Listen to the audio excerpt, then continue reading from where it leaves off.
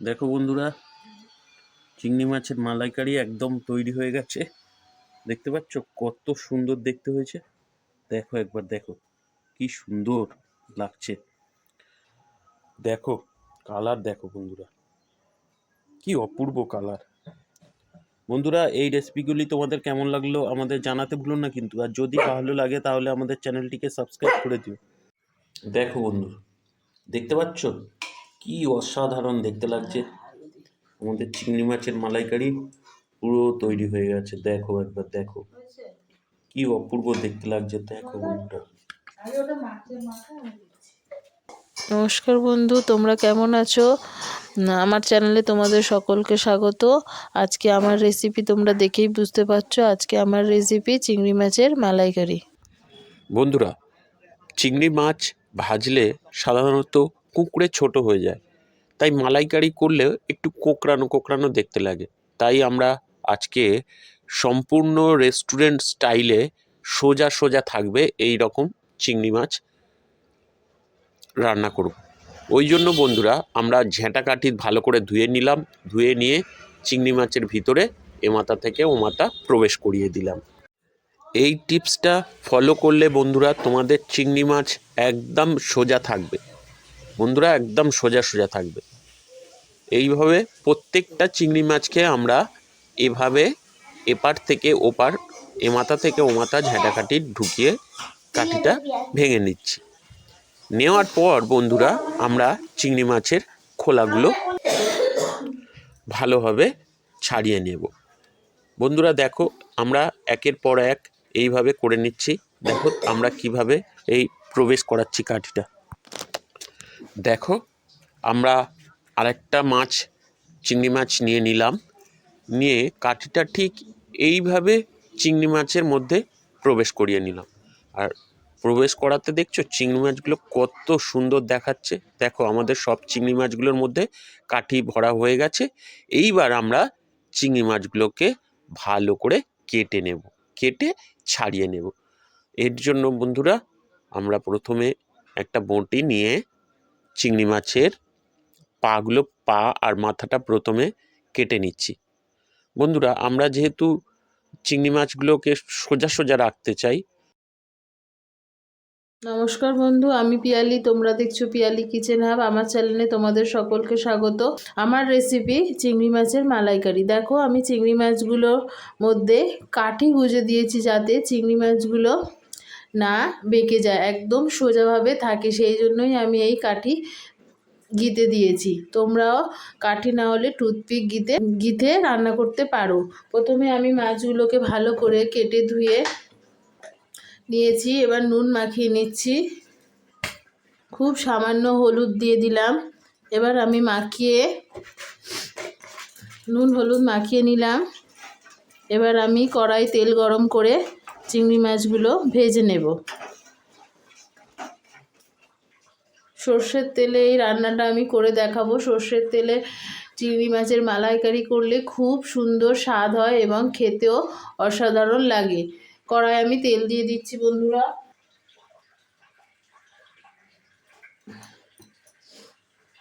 তেল গরম হয়ে গেলে আমি চিংড়ি মাছগুলো ভেজে নেব।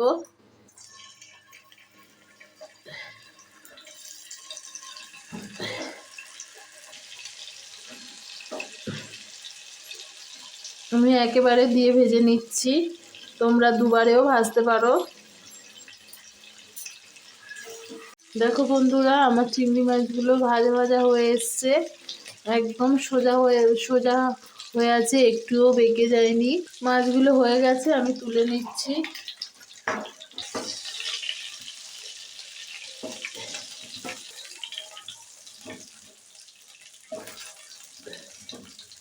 দেখো বন্ধুরা, মাছগুলো হয়ে গেছে। কড়াতে যা অবশিষ্ট তেল আছে সেই তেলটার মধ্যেই আমি পেঁয়াজ কুচানো দিয়ে দিচ্ছি।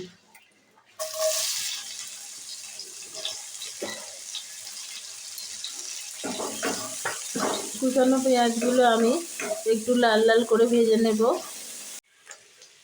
পেঁয়াজগুলো ভাজা হয়ে গেলে আমি আদা রসুন বাটা দিয়ে দেব।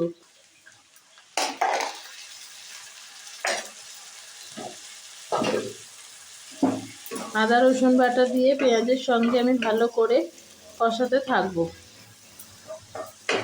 আদা রসুন বাটার গন্ধটা যতক্ষণ না যায় ততক্ষণ আমি ভালো করে কষতে থাকবো মশলাটা। নুন দিয়ে দিচ্ছি, নুন দিয়েও মশলাটা আমি ভালো করে কষতে থাকবো। চিড়ে রাখা কাঁচা লঙ্কা 3টে দিয়ে দিলাম। মশলাটা ভালোভাবে কষানো হয়ে যাওয়ার পরে আমি নারকেলের দুধটা দিয়ে দেব।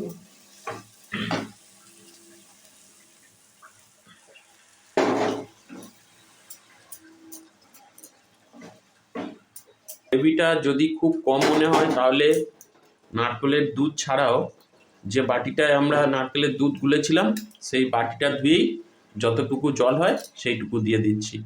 দিয়েও দেখবো যদি কম হচ্ছে কিনা, যদি জলটা মানে ঝোলটা কম লাগে বা গ্রেভিটা কম লাগে তাহলে আর একটু জল দিয়ে দিচ্ছি। দেবো না জল? বসে আসলাম।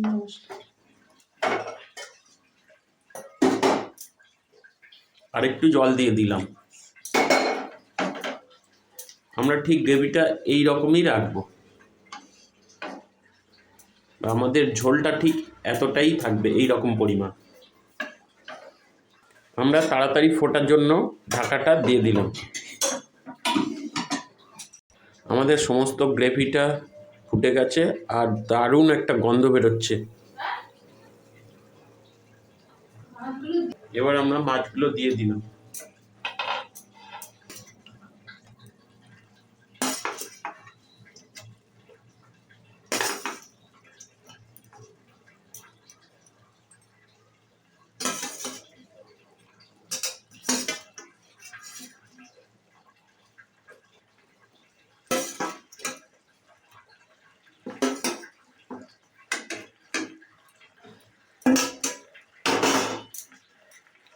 দেখো সমস্ত মাছগুলো আমরা দিয়ে দিয়েছি।